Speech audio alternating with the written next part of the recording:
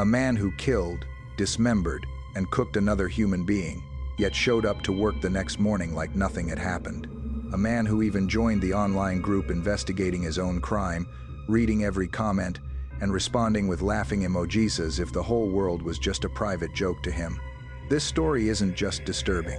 It will challenge your sense of justice, your trust in people, and maybe even your understanding of what a human being is capable of. And it all began with a single video. Late July 2025. A clip quietly appeared on a shock site called Watch People Die. Not a chaotic recording, not a random crime caught by chance. This one was staged, set up, lit like a film, framed like a tutorial.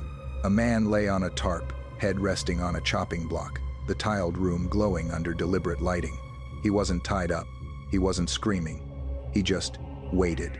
Then a figure wearing a mask stepped into view, raised a cleaver, and swung it down again and again. The head separated, blood sprayed the tiles.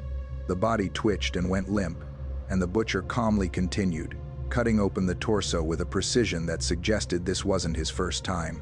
The internet recoiled. Even hardened viewers said it felt different, too controlled, too clean, too professional.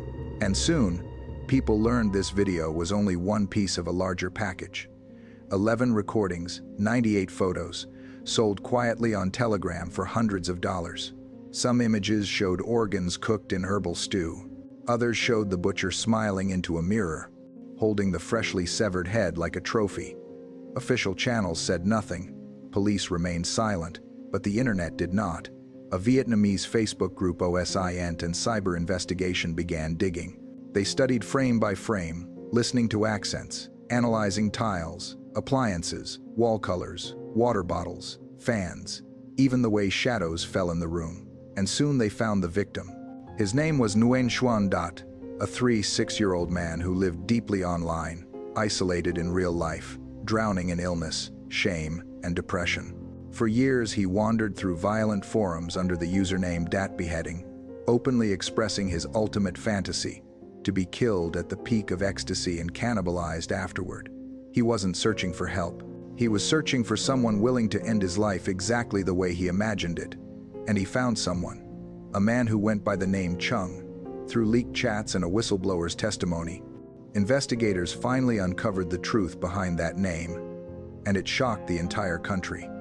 Chung was not a drifter, not a gangster, not a shadowy figure from the dark web. He was Doan Van Sang, a senior government official, a deputy head of a market management department team in Lang Son, a married father of 2, a respected figure in his community, a man whose job was to enforce regulations and inspect goods. But the marks on the killer's body matched his birthmarks. The scars matched his scars. The tattoo, that day, 13/9, matched his son's birthday. The shoes matched his shoes.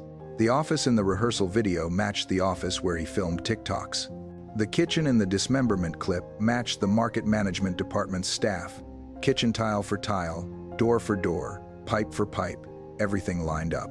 And while thousands of strangers raced to uncover the truth, he was inside the same Facebook group, mocking them. "I am the executioner. Who can catch me?" he wrote. "I've lived 60 years. I don't fear death." He said this while the world had no idea he still had Dat's phone, the murder weapons, the clothes from the videos, or the remains hidden in the plumbing of his own workplace. But eventually, the evidence became impossible to ignore. On November 28, 2025, authorities quietly arrested him. Inside the office kitchen, investigators found bone fragments in the drainage system, 3 human teeth under the sink, and traces of tissue in the septic tank.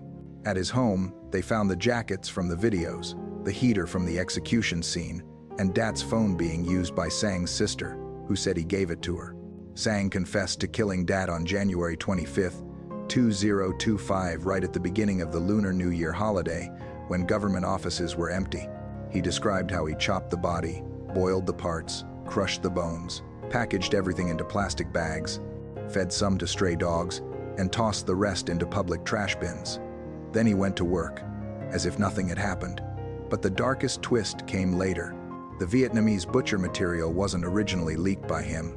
It was distributed by Chinese-speaking groups on encrypted channels, leading many to fear that this was not an isolated case, but a fragment of a much larger underground market dealing in real murder footage, dismemberment, and human products.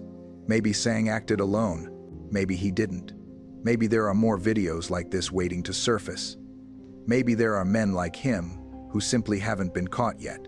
One thing is certain: without the internet, without thousands of strangers who refused to look away, he would have walked free. He would still be smiling at the people he passed each morning, still holding a respected title, still living quietly among ordinary citizens, and nobody would ever have known what he truly was: a monster hiding inside a man who looked completely normal.